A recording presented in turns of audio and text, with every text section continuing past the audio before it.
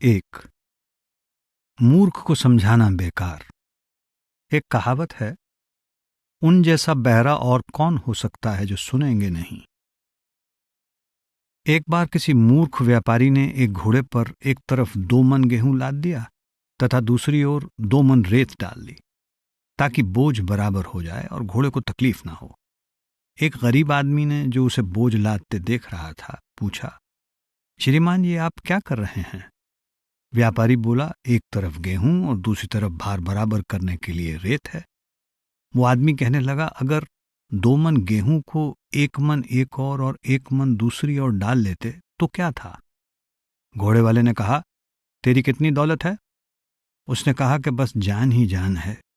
घोड़े वाले ने कहा कि मेरे साथ बात मत कर, कहीं मैं भी तेरे जैसा गरीब ना हो जाऊं।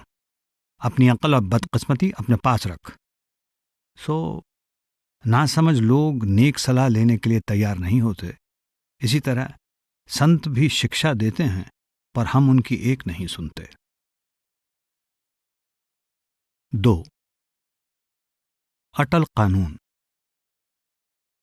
गुरु अर्जन देव जी फरमाते हैं, जेहा बीजै सो लूणै कर्मा संदड़ा खेत। रामायण में आता है कि बाली ने तपस्या करके वर लिया था कि जो भी लड़ने के लिए उसके सामने आए उसका आधा बल बाली में आ जाए। इसी कारण जब सुग्रीव उससे लड़ाई करने जाता, पराजित होकर लौटता। इस तरह बाली की शक्ति हमेशा बढ़ जाती, जबकि उसके दुश्मन की ताकत क्षीण हो जाती। रामचंद्र जी महाराज को इस भेद का पता था। जब सुग्रीव बाली के खिलाफ मदद लेने उनके पास आया, तो अपना बल सुरक्षित रखने के लिए उन्होंने पेड़ों की ओट में खड़े होकर बाली पर तीर चलाया और उसे मार डाला। मरते समय बाली ने रामचंद्र जी महाराज से कहा, मैं बेकसूर था, मैंने आपका कुछ नहीं बिगाड़ा था, अब इसका हिसाब आपको अगले जन्म में देना पड़ेगा। अगले जन्म में रामचंद्र जी कृष्ण महाराज बने और बाली भील बना। जब कृष्ण महाराज महाभारत के युद्ध के बाद एक दिन जंगल में पांव पर पांव रखकर सो रहे थे, तो भील ने दूर से समझा कि कोई हिरन है, क्योंकि उनके पैर में पद्म का चिन्ह था, जो धूप में चमककर हिरन की आंख जैसा लग रहा था। उसने तीर कमान उठाया और निशाना बांधकर तीर छोड़ा, जो कृष्ण महाराज को लगा। जब भील अपना शिकार उठाने के लिए पास आया, तो उसे अपनी भयंकर भूल का पता चला। दोनों हाथ जोड़कर वो श्री कृष्ण जी से अपने घोर पाप की क्षमा मांगने लगा। उस समय कृष्ण महाराज ने उसे पिछले जन्म की घटना सुनाई और उसे समझाया कि इसमें उसका कोई दोष नहीं था, ये तो होना ही था। उन्हें अपने कर्मों का कर्जा चुकाना ही था। कर्मों का कानून अटल है, कोई भी इससे बच नहीं सकता, अवतारी पुरुष तक नहीं। 3. विरह वेदना। ख्वाजा हाफिज फरमाते हैं, प्रभात वेला की इबादत और रात भर मालिक के वियोग में विलाप मालिक की प्राप्ति के खजाने की कुंजी हैं। शेख शिबली एक दिन अपने शिष्यों के साथ बैठे थे। सर्दी का मौसम था, आग जल रही थी। अचानक उनका ध्यान चूल्हे में जलती हुई लकड़ी के एक टुकड़े पर गया, जो धीरे धीरे सुलग रहा था। लकड़ी कुछ गीली थी, इसलिए आग की तपिश से पानी की कुछ बूंदें इकट्ठी होकर उसके एक कोने से टपक रही थीं। कुछ देर सोचने के बाद शेख शिबली ने अपने शिष्यों से कहा, तुम सब दावा करते हो कि तुम्हारे अंदर परमात्मा के लिए गहरा प्रेम और भक्ति है, पर क्या कभी सचमुच विरह की आग में जले हो? मुझे तुम्हारी आंखों में ना कोई तड़प, ना ही विरह की वेदना के आंसू दिखाई देते हैं। इस लकड़ी के टुकड़े को देखो, ये किस तरह जल रहा है और किस तरह आंसू बहा रहा है। इस छोटे मामूली टुकड़े से कुछ सबक सीखो। 4. भृंगी की सृजना। गुरु अर्जन देव जी फरमाते हैं, जिस नाम हृदय सो सबते ऊंचा। भृंगी के साथ एक पौराणिक कथा जुड़ी हुई है। कहा जाता है कि ये एक छोटे से बिल में अंडा देती है, फिर ये अपने लार्वे के लिए कोई कीड़ा ढूंढ लाती है। उस कीड़े को लार्वे के सामने रखकर बिल को बंद कर देती है। भृंगी बिल के बाहर घूं घूं करती रहती है। जब लार्वा बड़ा हो जाता है, तो दोनों बिल तोड़कर बाहर आ जाते हैं। इस बात से यह धारणा बन गई है कि भृंगी अपनी घूं घूं की तेज आवाज से दूसरी जाति के किसी कीड़े को भृंगी ही बना लेती है। भृंगी बिल में कैद कीड़े को अपनी तवज्जो देती है। अगर कीड़ा वो तवज्जो लेता है तो वो कीड़ा भी भृंगी बन जाता है और दोनों भृंगी बिल से बाहर निकलकर उड़ जाते हैं। कबीर साहब इसी बात को इस प्रकार प्रकट करते हैं। सुमरन से मन लाइए जैसा कीट भिरंग, कबीर बिसरें आपको हो जाए ते ही रंग। अगर हम भी परमात्मा के नाम का ध्यान करें तो हम उसमें समा जाएंगे। जिसके अंदर प्रभु का प्रकाश प्रकट हो जाता है वो उस प्रकाश का ही रूप हो जाता है। जिसका भी कोई लगातार ध्यान करता है उसी का रूप बन जाता है। 5. सच्चा परोपकारी। सेंट जॉन में कहा है, गुलाम सदा घर में नहीं रहता परंतु पुत्र सदा रहता है। यदि पुत्र तुम्हें स्वतंत्र करेगा तो सचमुच तुम स्वतंत्र हो जाओगे।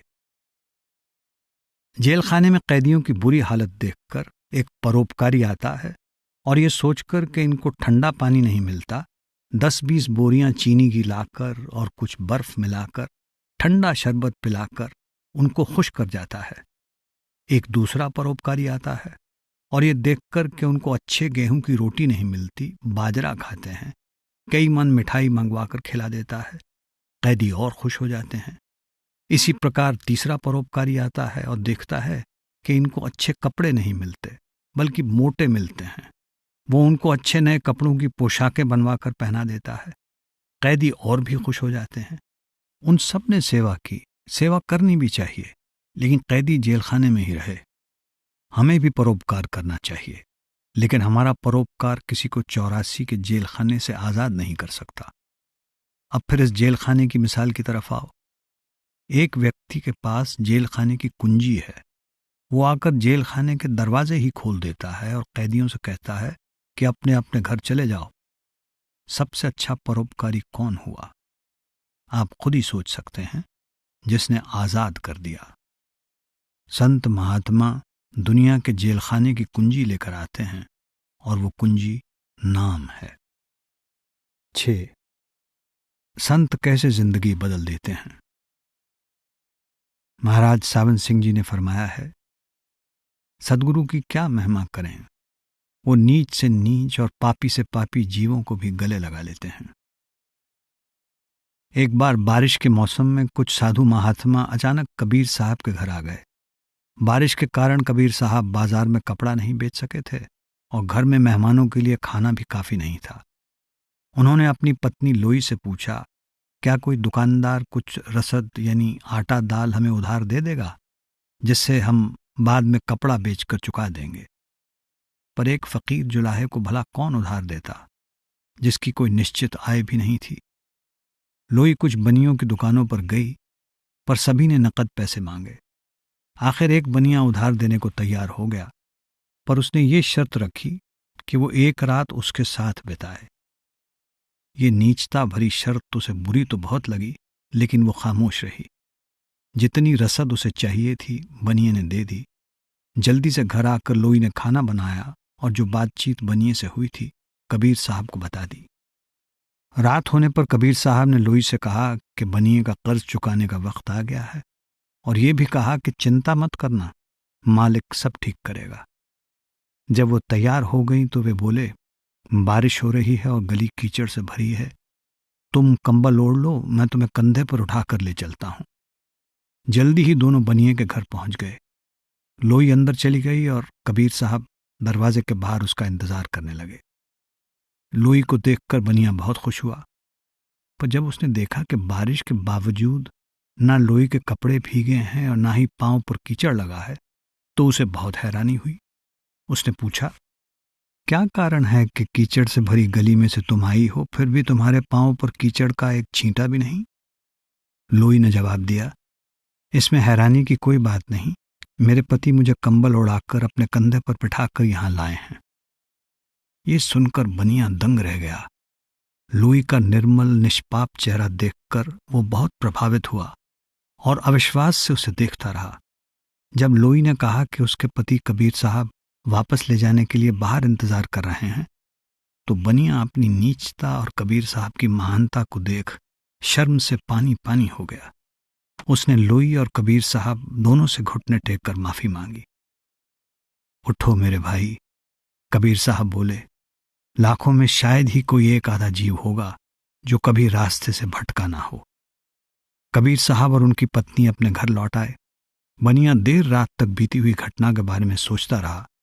अंत में इस नतीजे पर पहुंचा कि संसार में एक ही सच्चा मार्ग है और वो है परमार्थ का मार्ग। सुबह कबीर साहब को ढूंढता हुआ वो उनके घर पहुंचा और समय बीतने पर उनके प्रेमी शिष्यों में गिना जाने लगा। भूले भटके जीवों को सही रास्ते पर लाने के लिए संतों के अपने ही तरीके होते हैं।